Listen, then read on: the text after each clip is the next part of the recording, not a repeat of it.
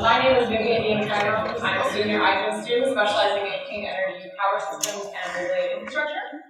So I gather that you guys have seen it already 10 or 11 of these presentations, right? Okay.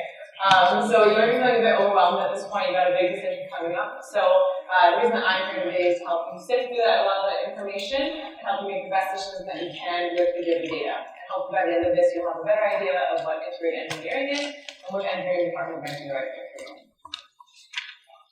So quick background on myself. I come from a small town in southern Ontario. Didn't have any scientists or engineers in my family, so didn't really know what coding was until I first did APSC 160 first year.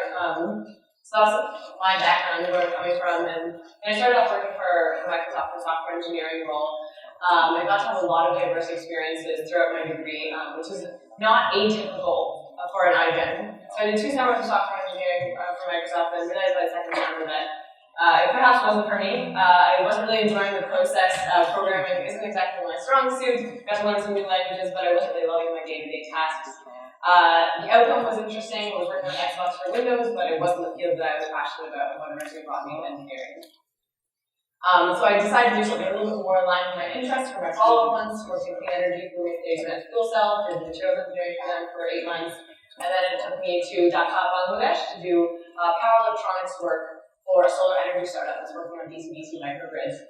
So I did a lot of electronic design hardware for the last one, materials manufacturing for the second one, software at the beginning. So you can kind of see where this is going.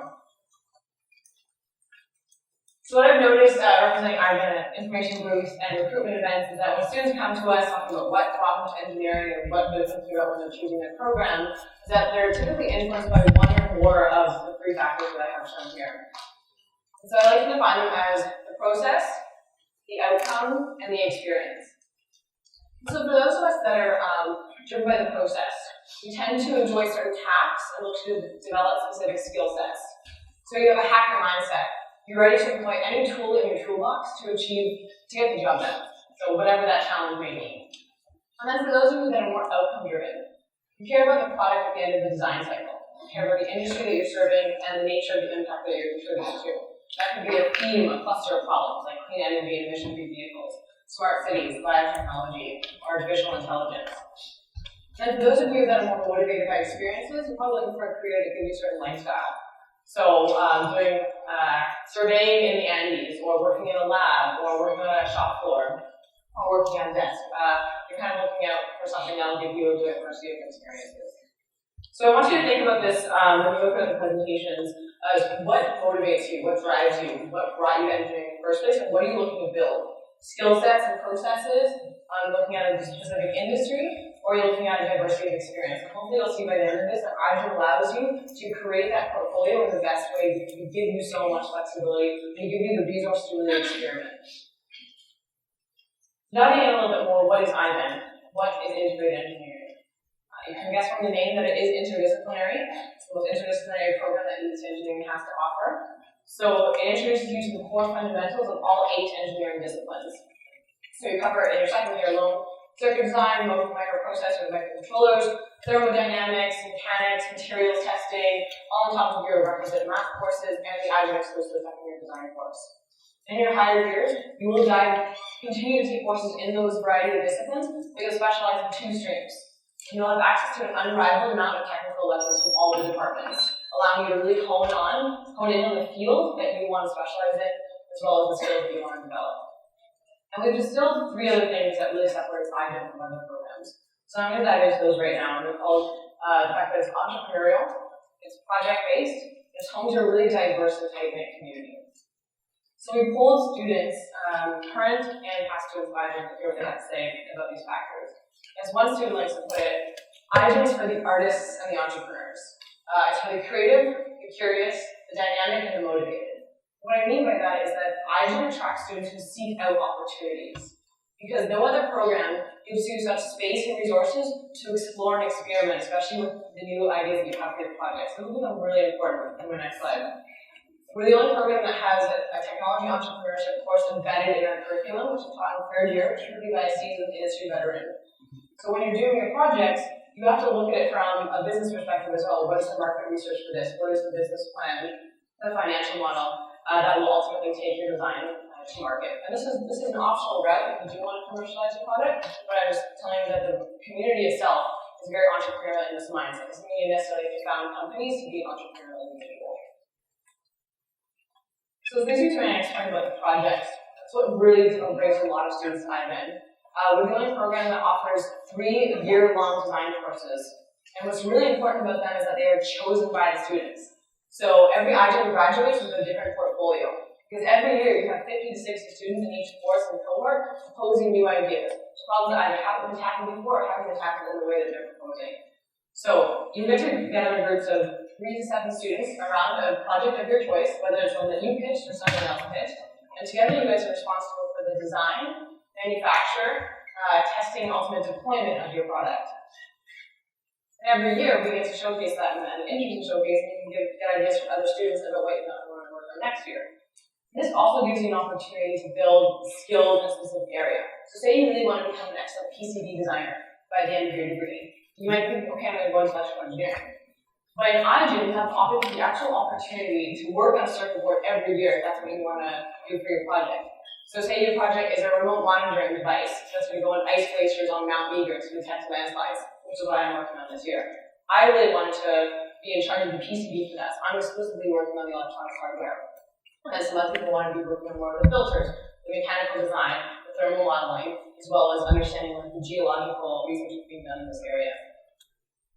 So all of this, you'll see the word diversity comes up, not just diversity of projects and people that are working on them, they're all coming from different specialties and streams, but diversity of people. So we all come from different places all over the world, but in IGEN, you'll still have people that are coming from diverse backgrounds of engineering interest. So we have people combining materials and computer engineering. So they're able to simulate nanostructures. I'm combining electrical power systems and civil infrastructure, so I can look at how does a resilient energy grid look like in formidable environments. So it really rounds out to be a diverse and tight-knit community, and that's what we call IVEN. So we only take about 50 to 60 students per year, so we're one of the smallest programs in UBC engineering. And because the schedule is so flexible, you might find yourself taking courses with students of all different years, which really allows you to get to know senior students. And this might not seem super important now in terms of what are the factors that would make an engineering program stand out for me, but I can guarantee you that life gets a lot better when you're not just a number of 800 plus first-year students. Mentorship opportunities are incredibly valuable for your entire undergraduate experience, not just in terms of job referrals, but also help on your design courses and figuring out what kind of careers you can do with your degree. At the end of the day, an undergraduate degree is quite general. You have to build a lot of skills on your own at side projects, design teams, and on the job. And so it's all about what program and what community is going to open up as many doors for you as possible and really open your mind to what's out there.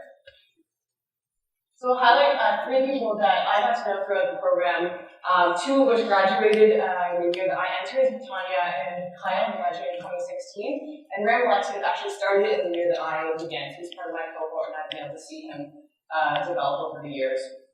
So Tanya is someone who's really driven by an outcome. She wanted to go to biomedical engineering before there was an undergraduate program before that. So because of the flexibility and technical electives that I've offered, she took courses in biomechanics and biomaterials, as well as mechatronics design, to prepare her for doing higher-level graduate studies in this field. She started out doing a master's and then accelerated already to a PhD after graduating from the program 2 years ago. Ram is someone who was very driven by the process. He wanted to build strong skill sets. He wanted to become really excellent in circuit board design, so he made sure to do a brand new PCB from scratch every year of his projects. So his second-year project was an IoT device for remote lighting in a household. His third-year project was a prosthetic that used shape memory alloys instead of motors to actuate the tendons of the hand. And his fourth-year project is a wireless fire detection sensor network to predict forest fires. British Columbia, and every year his circuit boards got more complex. So it led him to work for Tesla, his very first internship without any prior engineering experience. He was working on the low voltage systems team for 13 months because of the initiative that he'd taken to build those really strong skills. And Kyle was someone that really built up a unique portfolio of experiences. So he led the UBC Formula design team the year that I joined. He was the captain. And he also took advantage of the entrepreneurial community of IGEN and the resources available on campus to join the Next 36, which is a prestigious accelerated program offered through Canada-wide, and founded Propel with another IGEN student.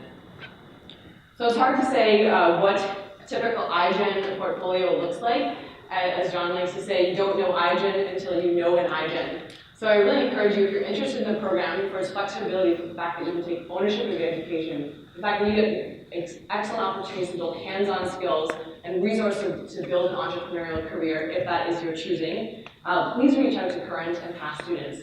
We have a Facebook group. We're also on LinkedIn. I'm going to put my name and phone number up there as well if you'd like to reach out to me, as well as our website, integratederengineers.ca. It has a lot of information, FAQs, and student profiles. Thank you very much.